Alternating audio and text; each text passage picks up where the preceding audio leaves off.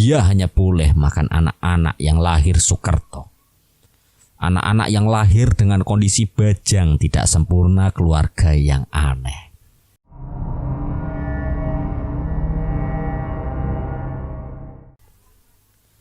Kondisi bajang tak selalu berarti anak tersebut cacat, tapi bisa jadi ketika kelahirannya tak baik menurut hitungan Jawa. Supaya tidak dimakan oleh kolo, anak tersebut harus diruat Murwokolo. Wayang digelar dengan lakon Murwokolo dan dilakukan ritual khusus dengan tradisi Jawa. Selesai ruatan, anak tersebut dinyatakan bebas dari Sukertanya. Bayu yang lahir ketika matahari terbenam tergolong Sukerto. Istilahnya julung caplok. Tapi bukan hanya itu, kondisi kalung usus juga bukan kondisi yang membanggakan bagi seorang Jawa. Namun kakeknya menyarankan supaya bukan hanya Bayu, tetapi Sarah juga, 2 orang anak bersaudara laki-laki dan perempuan, juga dianggap Sukerto. Kendono Kendini dalam tradisi Jawa kuno memiliki 2 anak saja merupakan kondisi yang sial. Karena itu orang Jawa pada masa silam memiliki anak hingga ke-11. Sarah yang sedari awal tidak percaya hal-hal demikian jelas menolak keras. Tapi mamanya melembutkannya. "Kamu kepingin Mas Bayu sehat kan, Sar? Cepat balik ke S. Sudahlah, diikuti saja. Wong gak ada ruginya." "Itu menakutkan, Mah. Kalau aku diapa-apakan gimana?" Mbah Suroso kemudian maju mengatakan, "Tidak, Duk.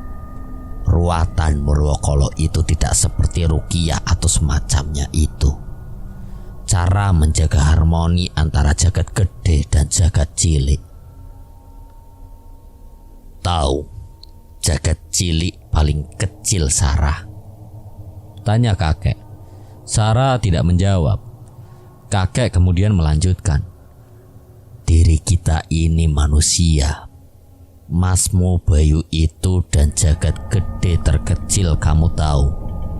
Semesta dalam bentuknya yang paling sederhana." Sarah menggeleng. "Keluarga." Dan Sarah pun bersedia. Namun dari semua pembicaraan yang dilakukan di tengah keluarga itu, ada seseorang yang diamati oleh Bayu tidak mengatakan apapun. Pak Simon. Penjor-penjor sudah terpasang, tertata apik dari sepanjang gapuro masuk, ramai berwarna-warni patok-patok rafia, sudah berkotak-kotak di tepi lapangan. Beberapa hanya ditandai batu-batu sepelemparan, tanda bahwa nanti malam para pedagang akan menepati blok-blok dengan teratur. Entah siapa yang memberitahu, tapi para pedagang selalu tahu di mana ada tontonan. Biasanya nanti menjelang matahari sore, mereka sudah akan berdatangan, memasang dagangan-dagangan mereka dalam gerobak-gerobak bongkar pasang. Mereka para pencari untung yang menyerta di setiap acara-acara kampung. Para penjual mainan anak-anak, kaos-kaos murah, jam dan perkakas yang hanya bisa ditemukan di acara-acara tontonan mendadak. Permainan berbau anak-anak dari pancing-pancingan magnet, truk pasir hingga tempat yang menyediakan kanvas sederhana dari styrofoam bergambar Garuda, Upin Ipin, Doraemon atau Spiderman di sebuah halaman warga sebelah timur lapangan. Bahkan sudah datang Istana Angin. Anak-anak akan berlompatan di dalamnya. Penjual tahu petis, bakso, es hingga sosis yang dibakar di tempat, atau sekedar para pemain judi bandar kecil-kecilan yang biasanya ada di pojok-pojokan. Sound system dan kelir sudah terpasang. Sekalipun wayangnya belum mungkin akan dipasang menjelang sore. Posisinya disengaja tak berjajar dengan rumpun bambu di sisi barat agar bisa ditonton dari depan dan belakang. Di sisi selatan dan utara, para pria nampak memasang janur-janur di pojok-pojok lapangan. Anak-anak kecil berlarian, entah bagaimana ceritanya, hari itu bahkan sekolah-sekolah di P diliburkan. Dan benar saja, semua ikut senang. Dalang belum datang, tapi para pengawit sudah datang sejak siang. Karena rumah Mbah Taji cukup jauh di atas lapangan, rumah Mbah Suroso lebih jauh lagi. Maka untuk masak bagi para pengisi acara diadakan di balai dusun yang hanya berjarak 100 meteran dari lapangan. Tanpa ada yang mengomando, para perempuan berdatangan dari kemarin malam memasak rawon, ayam goreng, dan ceker. Mereka menyediakan masakan untuk para pria yang sudah melekan. Dari kemarin sore kerja bakti membersihkan lapangan, memasang lampu-lampu, termasuk membersihkan jalan kampung dari ujung ke ujung. Bulenya tentu bagian yang sudah bisa bercampur dengan warga desa yang demikian. Yang menarik perhatian adalah Mama Bayu. Jelas bahwa mamanya tak berkarib dengan acara desa yang demikian. Tapi mamanya nampak berusaha untuk tidak diam saja. Menjadi mandor, dia berupaya menyatu dengan warga desa dan mencoba akrab dengan para perempuan itu. Tidak sulit, karena warga desa di situ yang ramah dan terbuka, bahkan menganggap Mama seperti keluarga sendiri. Walaupun kalau dilihat sekilas tetap nampak aneh dan berbeda. Ayahnya memutuskan untuk cuti 1 minggu dari kantor supaya bisa menemani anaknya. Tanpa persiapan apapun sehingga dia harus meminjam pakaian Pak Lek Buadi untuk dikenakan sebagai baju ganti. Mamanya pun demikian. Sarah yang kebingungan karena tidak ada pakaian anak perempuan yang pas dipakainya. Pakaian Denok jelas kedodoran kalau dipakai oleh Sarah yang ceking tinggi seperti tiang listrik. Akhirnya kemarin siang bersama Denok dia berangkat ke P2 untuk belanja pakaian-pakaian yang bisa dipakai selama berada di P. Di sisi lain, Sarah bersenang-senang karena seminggu ini diizinkan oleh ayahnya untuk tidak ke sekolah. Kebetulan memang di S sekolah Sarah masih libur pergantian semester. Tapi sebagai siswi yang aktif berkegiatan di sekolah, ada saja acara masuk sekolah. Entah itu ekstrakurikuler atau kegiatan sekolah yang lain.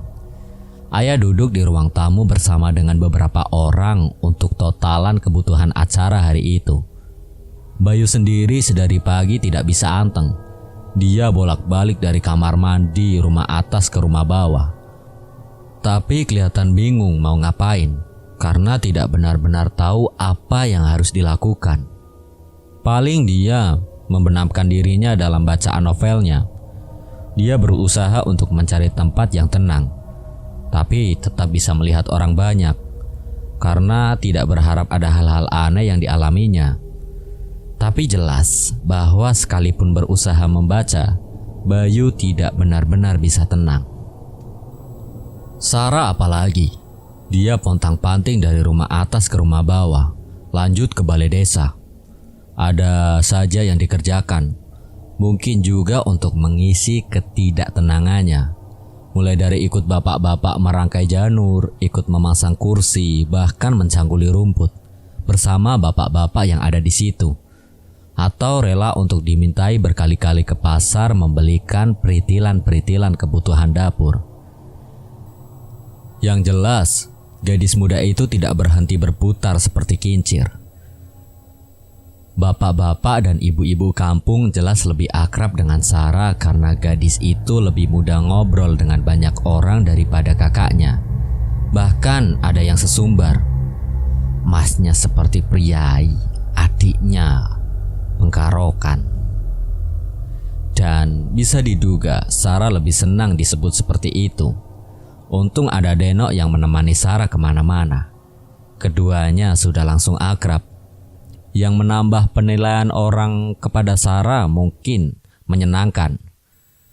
Denok yang selama ini gadis pendiam bisa tiba-tiba seterbuka itu dengan Sarah. Para pemuda jelas menikmati kehadiran Sarah. Bahkan mereka mengatakan supaya Sarah pindah ke situ saja. Nanti diajak mancing, jalan-jalan ke hutan, ke Gunung K. Biasa mencari perhatian. Ayah membawa sebuah kursi lipat mendekati Bayu yang sedang membaca di sebelah rumah kakek. Dia meletakkan kursinya di sebelah Bayu, menepuk pundak si sulung. Sunatanmu kemarin kalah besar sama acara ini. Bisa-bisa kawinanmu saja kalah sama acara ini. Ini sudah kayak acara bersih desa besar-besaran yuk. Bayu memandang ayahnya nanar. Maafkan Bayu ya, sampai merepotkan seperti ini. Ayah pasti keluar biaya banyak untuk ini semua. Jangan ngomong begitu anak muda. Itulah orang tua. Kalau untuk anaknya apapun pasti dilakukan. Ayah lebih mending keluar uang daripada lihat kamu sakit-sakitan. Makanya rokoknya juga dikurangi. Kalau bisa berhenti. Aku selama di sini berhenti rokok sama sekali loh. Ya nggak tahu ya, apa ya masalah ini membuat Bayu sampai gak kepikiran merokok atau gimana. Kalau nanti kembali ke es merokok lagi, ya ampunilah. Bayu tertawa, ayahnya ikut tertawa. Pokoknya jangan sampai mamamu cerewet gara-gara rokok itu. Apalagi kalau masih belum sehat begini. Berhenti dulu lah. Ayah dulu katanya juga merokok ya. Aku dapat cerita dari Pak Le. Ya, sampai mamamu itu ngomel dari utara ke selatan. Terutama pas kamu udah lahir. Sang pria besar itu memandang kepada yang kecil. Anak kesayangan mama. Widyu, mana ada Sarah tuh kesayangan. Apa-apa dibiarin. Sarah itu bukan dibiarin, tapi memang tidak mau dibilangin. Ya selama aman tidak ada apa-apa kan. Masih dalam pantauan orang tua. Selama orang tua tahu ya tidak apa-apa. Tapi dia itu luar biasa loh. Ya, gak di S, gak di P. Dia itu gampang banget dapat teman. Ketemu sama siapa saja itu kayak ada saja yang diomongin. Anak kan beda-beda yuk. Kalau dia disuruh diam, tenang kayak kamu mana bisa. Buat ayah sama mama sih yang penting keluarga itu rukun. Itu paling penting lah. Tapi beneran kok, kalau misalnya ada perang gitu, kami disuruh sama-sama maju, aku pasti sudah mati duluan. Dia kayak lakon, mati paling belakangan. Mati paling belakangan dan cerewet minta ampun. Kalau jadi hantu gitu, dia hantu paling penasaran. Siapa saja diganggu. Keduanya tertawa. Tapi aku yakin dia bisa sebebas itu kalau gak ada kamu. Kamu itu kan panutan dia sebenarnya. Sayangnya dia sama kamu itu luar biasa loh yu. Lah, dia yang nyuruh ayah sama mama nanyain kabar kamu terus. Tiap hari selalu minta update kabar. Gimana Mas Bayu sekarang? Gimana sekarang? Kami juga mana tahu bakalan jadi kayak gini. Wong dihubungi saja susah. Susah sinyal. Maafkan Bayu ya. Berhenti minta maaf. Kita hadapi ini bersama-sama. Berapa ya habisin buat acara ini semua? Adalah. Tapi gak besar banget kok yuk. Dan kamu terima kasih sama Opa Simon. Sebagian acara ini yang membiayai juga beliau. Beliau bahkan memaksa untuk membiayai semuanya. Loh, ayah yang gak enak. Akhirnya ya kami 50-50. Nanti totalan belakang. Opa Simon sampai gak ikut pulang ya? Ya, bertahan di sini. Itu artinya kamu itu penting buat kami semuanya. Tapi lagian kan tokonya Opa itu sudah ada pekerja-pekerja yang jaga. Beliau itu kan tinggal menikmati hidup yuk. kapan hari diajak Tante Ratna untuk ke Palangkaraya, tapi ya opa milih tetap di sini. Tahu alasannya? Apa? Biar bisa nemani cucu-cucunya di sini. Ya kamu sama Sarah. Hah? Gila, segitunya? Opa itu sudah kayak orang tua kedua buat ayah yuk. Kalau bukan opa yang dulu nyekolahkan, kuliahkan, mana bisa ayah jadi seperti sekarang ini. Tante Ratna itu gak menikah ya? Ayah sama Tante Ratna itu tuaan siapa sih? Tua tante lah, beda 8 tahun sama ayah. Dia itu sudah 59 sekarang, tapi memang gak menikah. Gak tahu ya, tapi ya di sana punya banyak anak angkat. Nyekolahkan anak-anak begitu buat merawat dia kalau tua nanti. Wong katanya sudah tidak akan balik ke Jawa kok. Lah, ini Opa Simon kemana ya? Gak tahu. Tadi keluar dari pagi kok. Kok gak kelihatan ya? Kalau kamu gak tanya, ayah juga gak akan perhatikan. Ayah berdiri dan mengambil lagi kursinya. Ayah mau cari Pak Lekmu dulu. Katanya Pak De dan bude-budemu mau datang. Tapi kok belum kelihatan. Jangan lupa nanti jam 3 kamu dan Sarah diajak keliling sama Mbak Suroso untuk keliling desa dan tanam sajen. Bayu mengangguk dan menatap ayahnya pergi. Yang aneh adalah sejak keluarganya datang, perlahan memar Bayu mulai perlahan-lahan sembuh. Menyisakan ruam kemerahan saja, dan selama mereka berada di sini, Bayu tak pernah mengalami gangguan apapun. Hal itu yang menjadikan Sarah semakin tidak yakin pada yang begini-beginian. Dia menganggap bahwa apa yang dialami kakaknya kemarin itu sebenarnya cuma karena kangen ketemu sama keluarganya. Sarah bahkan menyebut anak mbok-mboken. Bayu sendiri tidak bisa meyakinkan Sarah karena memang tidak bisa memberikan bukti apapun. Jika ditanya kejelasannya, Bayu juga tidak benar-benar mengerti. Bayu bahwa mulai mempertanyakan apa yang dia lihat. Memang sungguh-sungguh, tapi bukankah bukan hanya Bayu yang mengalami hal itu? Bagaimana menjelaskan kesurupan yang terjadi ketika bancakan? Lalu apa yang dilihat bulenya?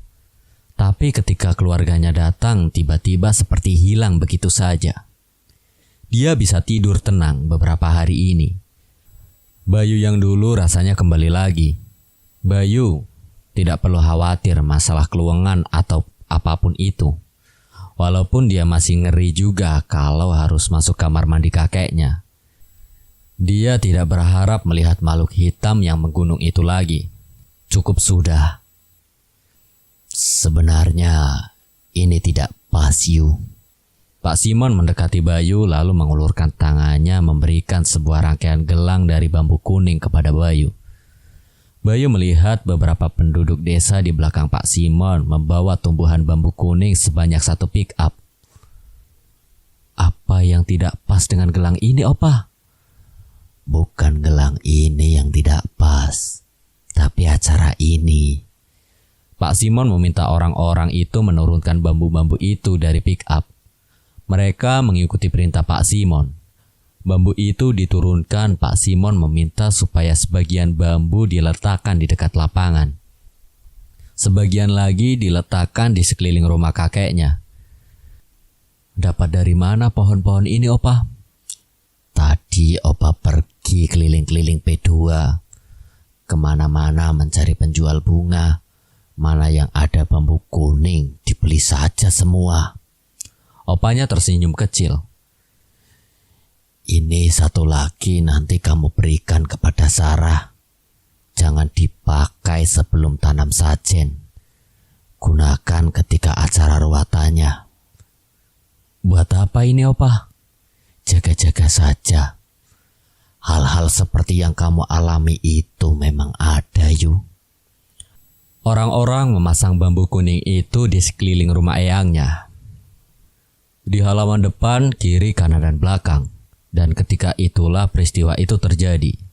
Tiba-tiba terdengar seperti tiupan angin yang sangat keras di dalam rumah kakeknya. Lalu terdengar suara benda yang ambruk dan benda-benda lain yang dilempar. Padahal rumah itu sedang kosong. Sama sekali semua penghuni rumah sedang mempersiapkan ruatan Murwokolo. Mama dan bule memasak, Pak Leknya pasti mengurus kebutuhan. Sedangkan kakeknya bersama Mbah Suroso mempersiapkan nanti sore. Bayu, Pak Simon, dan orang-orang yang terkejut segera berlari ke dalam rumah. Dapur berantakan, alat-alat masak terlempar ke sana-sini sepenjuru dapur. Kompor di rumah itu bahkan tertekuk seperti terinjak hingga gepeng. Pintu yang memisahkan dapur dengan halaman belakang jebol, terlepas dari engselnya dengan paksa. Di kamar mandi, rak bambu yang dibuat Pak Leknya ambrol bahkan tercecer berkeping-keping. Di kamar kakeknya, dipan terbalik dan sprei tersobek-sobek.